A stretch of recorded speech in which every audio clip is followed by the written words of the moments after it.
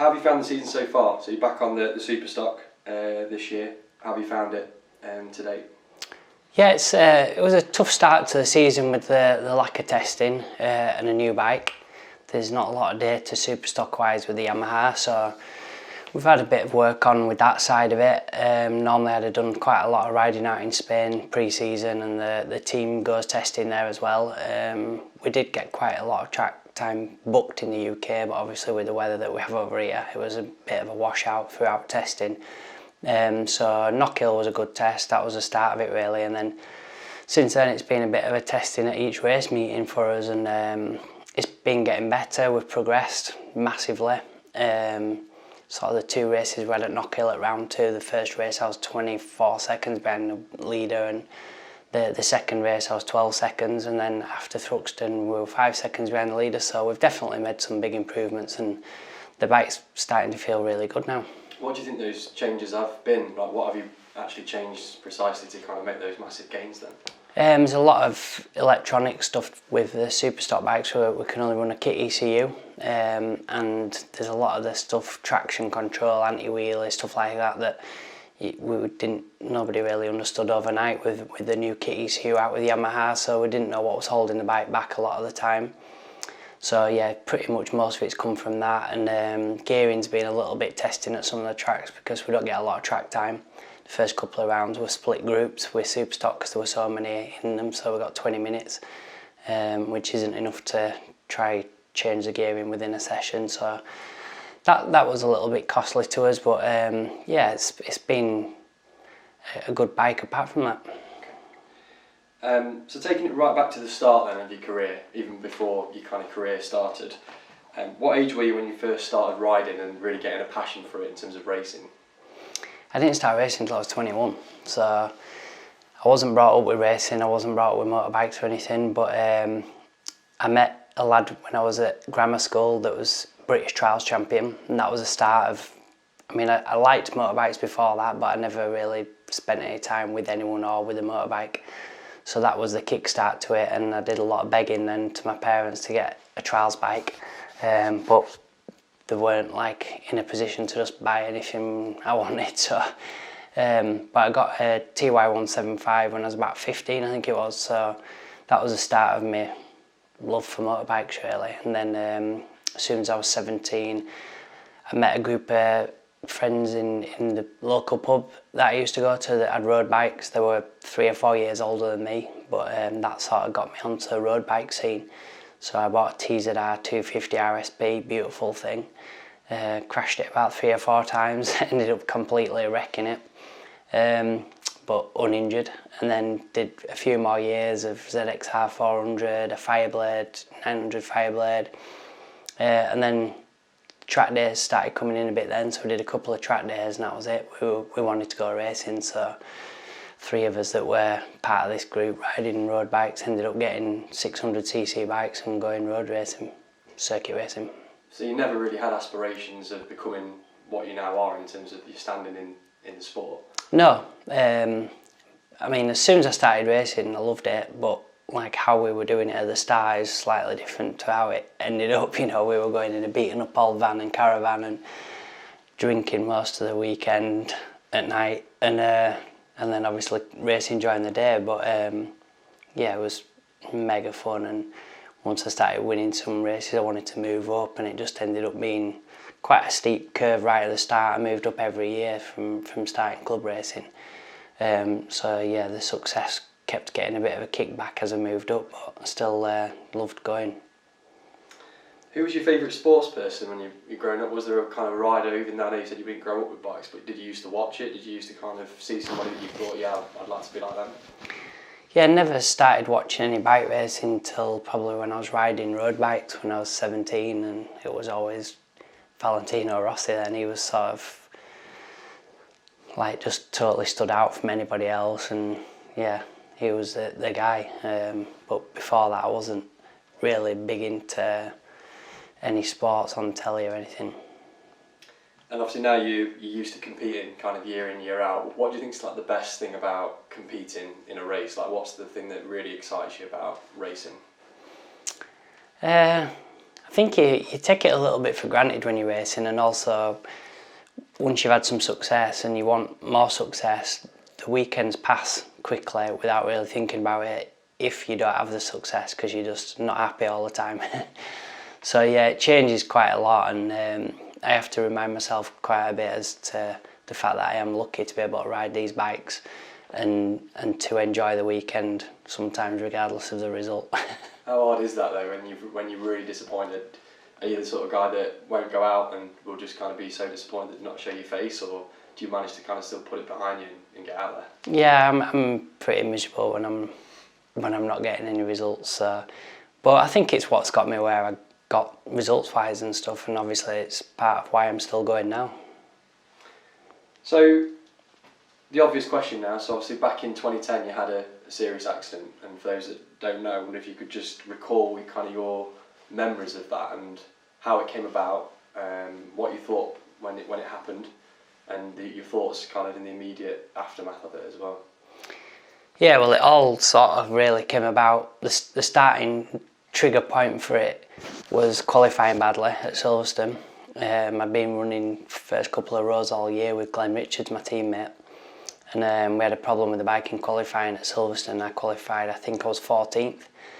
So starting back there was far from ideal, and then the weather on the day was horrendous. It was like very, very wet, a lot of standing water and almost dark for our race. So I had no option but to go sort of round the outside at turn 1. Obviously turn 1's very wide at Silverstone, so I left myself vulnerable, but from where I was starting so far back I had no option, and I was on the outside of the grid. And then a rider, Graham Gowland, sort of had a high side on the inside and just clipped my front wheel, but didn't like completely wipe me out. It just knocked me off the side of the bike. So I ended up laid in the middle of the track with everyone else still to come through, and obviously so much spray and the conditions as they were, I ended up getting ridden over by the last man on the grid. So that was that. What was your first thought at that point? I mean, do you remember what you thought when that originally happened? I was just devastated, really. I mean, I'd put so much into my career and just come back from the TT, winning all 5 races in a week, gone to the Ulster Grand Prix. I think I won 4 races, had a really good Ulster, and then won the Gold Cup at Scarborough. Everything was just like brilliant at the time, and then I'm laid on the floor with my leg hanging off, you know, the bone was out of the back of my levers, and it was a lot of panic and a lot of why me, you know.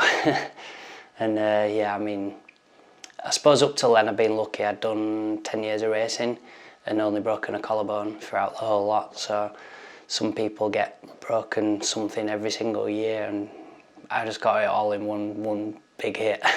People say, don't they, with like injuries that you go through like different phases of like, you know, the shock, the disappointment, the anger, and like, how long did it take you to kind of accept it after it had happened for you to like move on from it, I guess, and push on? Well, I was in a bad way for a good month, like a real bad way, in hospital on a PCA or whatever it's called, push button, give yourself morphine every however many minutes. So yeah, most of that I don't really remember too much. I was a lot of hallucinating and all that going on. So when I came out of there, I just wanted to get back as quick as I could, really, and sort of give myself a 3-month target as if you break your tibia, which obviously I didn't have a broken tibia, I had no tibia left. So it wasn't sort of a reasonable thought process, but I think if I'd genuinely known at the time that it was going to take 2-3 years or whatever, I don't know how I could have ever kept pushing to come back racing, you know. It just seems ridiculous. And I get a lot of messages off people, anyone that sort of breaks their leg in bike racing now contact me, and you know, I just say that in the grand scheme of things, when you are at the end of it, even if it does take a year or 2 years, whatever, you're a long time in life. For 2 years it actually is nothing, you know, throughout your lifespan. So I've managed to go on and race for another 10 years after it, so, and get smashed up again and come back. So yeah, it's I think you've just got to keep pushing on. It's not the end. Yeah, but obviously there must have been really tough points in that journey where obviously one thing is the physical health, isn't it, around kind of the leg itself, but how difficult was it for you mentally to kind of get over that and recover? Was that the hardest part over the physical side?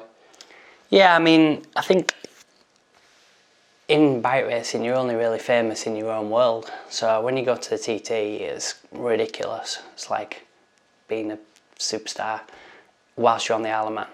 Then you come back, no one knows you. And then like in the paddock at BSB, same, you know, you're famous, people want your picture. So I'd gone from the highs of what had happened at the 2010 TT, and everywhere I went, I was, you know, being recognised and stuff within the sport.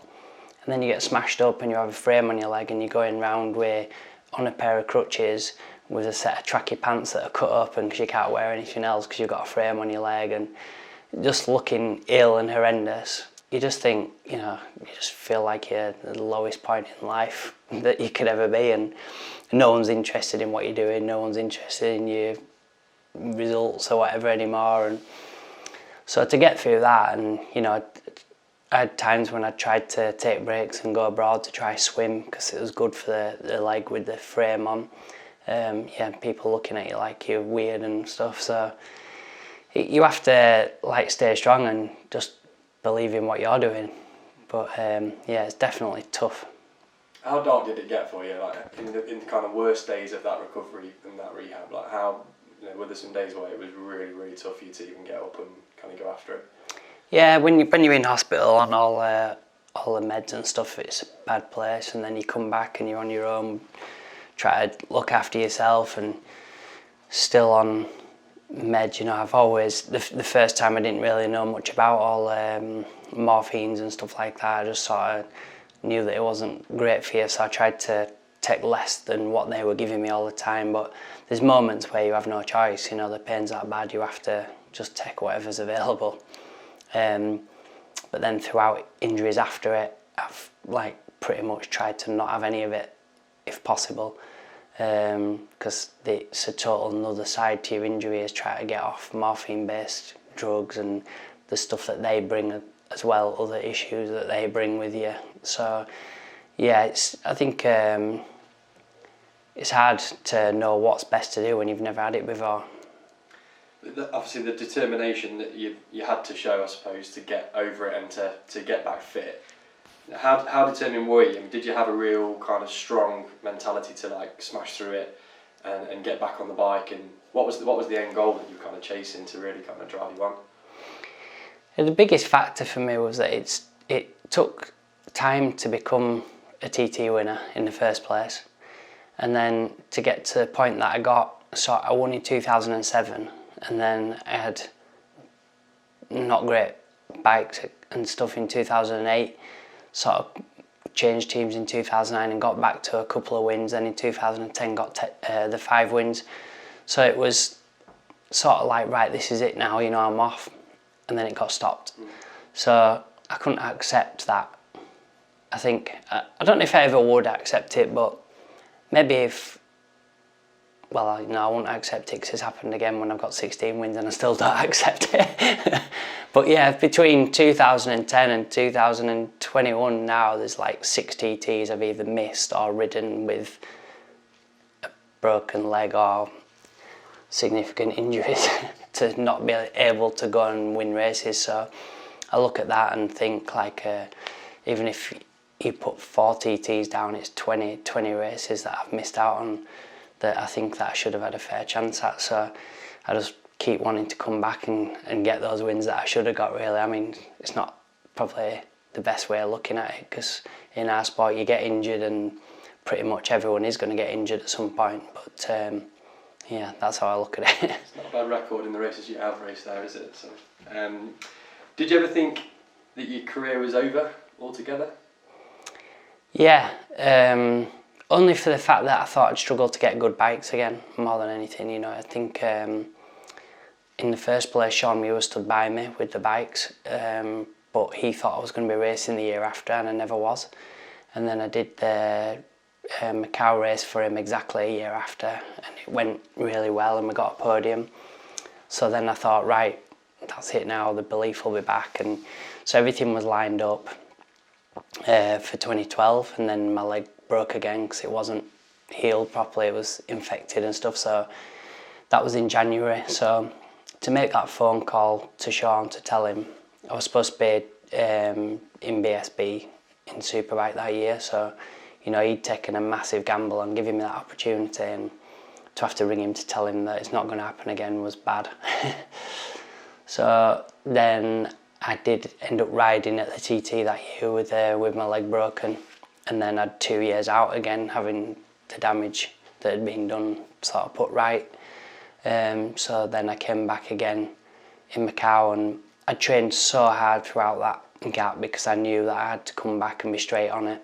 I didn't have time to be making like 2 years to try and get back to where I was. So the training that I did with my frame on was like more than I'd ever done without a frame. And then I wanted to do Macau, I'd put absolutely every single time I went training in the gym, cycling, anything that I did, I just kept thinking about Macau, and that, you know, that was going to be my comeback. And then when I spoke to Sean about it, it ended up that we never got an entry. I don't think he thought I was going to be ready because I still had a frame on my leg, and the entries closed in September, and I still had a frame on my leg after 18 months. So I kind of blew my lid a little bit when I found out we didn't have an entry, and I wasn't happy at all. It was like the end of the world for me. Obviously I was going to have to wait right until the middle of the next year to do any racing, so luckily Sean got on to the organisers and got us like the first reserve, and as soon as somebody withdrew we got in, and then I went on to win it. So I think it's just been sort of grateful that I've had the bikes to be able to go do that with. What did you learn from the recovery process mentally? So obviously there's a lot of people out there that might be struggling with an injury at the moment. You said that people contact you on Twitter quite a lot, or used to. What would you kind of pass on to them that you learned from your kind of process? I mean, every injury is different, so it's difficult. You know, when people contact me with a frame on the leg, I'm like on a mission with a frame on my leg, which is hard to get people to do because they're horrible. It's like the worst thing ever.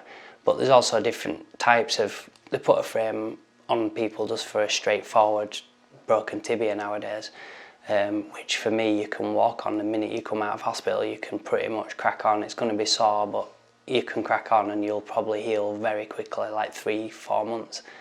But then the other side of it, you know, if I'm trying to tell someone that you can do that, but they're in the state that I was in 2010, you're not going to be walking in it in 3 to 4 months, no matter how superhuman you are. So yeah, it's I think you have to listen to your own body and sort of push to what your body can do. And sometimes I felt great going to the gym and I'd train a few days a week, and then sometimes I'd have a week off, couldn't even go to the gym for a week because what I'd done created so much pain and made it so sore, you know, I couldn't go. So yeah, you've got to listen to your body.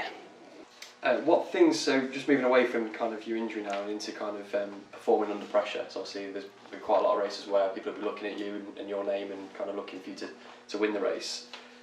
So when you're under that amount of pressure, what do you do to kind of just relax and kind of perform under that intense scrutiny? I think, to be honest, this sort of, the in-between bit, if you're like 3rd or 5th fastest, is harder to deal with, because if you're fastest at the end of practice week, say at the TT, or you've qualified on pole in British, then you sort of go into it with confidence that you are the fastest, so you should be able to win today, and you know that's what you believe. So that sort of brings confidence and takes pressure away. If you're like 10th, then you pretty much know that you can't win, and you know that it's not going to be your day, so that takes the pressure away as well. Whereas if you're like 3rd or 4th or whatever, and you do still know there's a chance, then you sort of think, I'm going to have to push maybe harder than I have done so far this week. Or so I think, yeah, the pressure builds up a bit more then. But I always remember that I want to go there to win. It's the only reason I want to go there. So if I'm worried about the pressure, then I need to not go or stop worrying. So where do you get that mentality from? You know, is that something that you've kind of had through your family members, or something you taught yourself to be so objective and kind of relaxed about things? Yeah, I don't know really, because there's not really any sport in our family. I mean, my dad played rugby, but I never saw any of it. So yeah, I don't really know. I mean, I think a bit of my competitiveness with riding the road bikes, when I met the lads I used to go out on, they were older than me and they were on bigger bikes. They were already on 750s and 1000s or 900s back then. So when I got my 250, I had to ride pretty hard, and I was 17, they were 21 or whatever. So yeah, I was sort of like the one, I had to come on quick, basically. So I think right from the start of riding bikes, that's the situation I was in. So as soon as I went club racing, I wanted to win. And then as soon as I won, I moved up to the next one and I wasn't winning, I wanted to win. So I've never really had that point where it's been easy and enjoyable, really. Are you like that with anything else in your life, like away from racing at home, like super competitive? Yeah, pretty much everything I do. There's certain things now, because of my leg, I have to accept that I'm not going to be very good at it, but I try not to let the leg get in the way. Would you say you're a different person on the track versus off it, or do you think you're kind of similar in both environments? Probably fairly similar, maybe a bit more aggressive on the tracks than in normal life. And before a race, do you listen to music at any point? Is there a kind of go-to playlist that you'll go to get you in the zone? No, not really. I mean, I've done sometimes in the past just to stop people talking to me, really. But I'm not really somebody that needs to get psyched up or anything. I'm pretty bad at even warming up. I just like go from louching round to getting on a bike, which is not ideal. But yeah. What about your favourite food to eat the night before? So like just before the biggest race of the week. What's like your go-to, like evening meal or like breakfast before the race?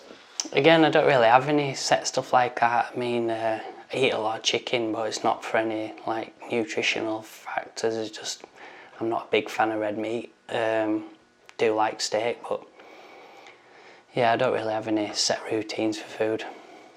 And what about after the race? I talked about before there, but afterwards, obviously, there must be a huge adrenaline rush. So after that race, how do you kind of come down from that and just kind of get yourself to sleep, I suppose? TT's hard, especially in practice week, because your practice is at night, so we don't leave the line till 6:30, I think, the start of practice. So a couple of hours at 8:30, you're doing 200 mile an hour, and then you're laid in your bed at 9:30, like head's just ringing.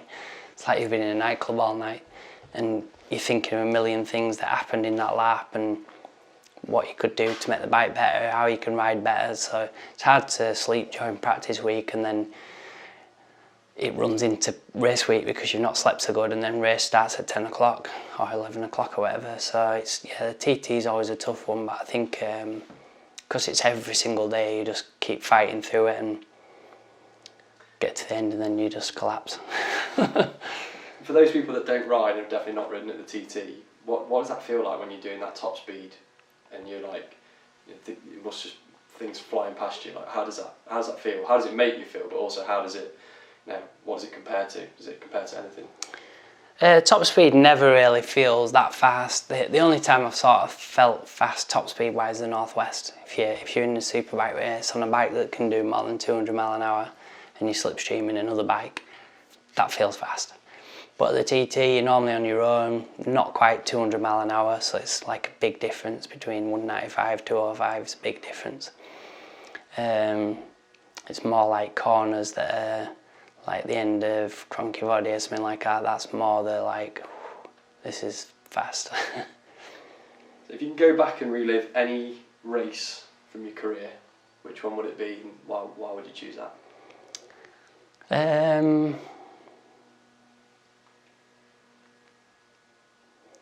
Probably the fifth one of the 5. It wasn't the greatest race, and a few other riders broke down and stuff, but I think it was just nice the way it ended on the last lap with such a big lead that I could actually take it all in a bit. It had been a hard week, obviously leading pretty much every night of practice, every single race, winning every race up until then, and going into Friday's race with a lot of people wanting it to happen. And then the disappointment of when the race started, I had a problem with the bike, and that was it, it was over. The sort of dream was over, but then it was red flagged and restarted, so the dream was back on, and it was like crazy what happened that year. So yeah, to get that last lap, knowing I had 50 odd seconds and, you know, everybody waving around the track and I could just pull a few wheels and enjoy it a bit was nice. If you could choose 3 bikes to be in your garage forever, what would they be? My 2016 Tyco Superstock bike that got stolen from NEC. I did 133 mile an hour standing start on it. Loved it, absolutely loved it. Probably my Paget Senior and Superbike winning from 2010, and Yamaha MotoGP bike.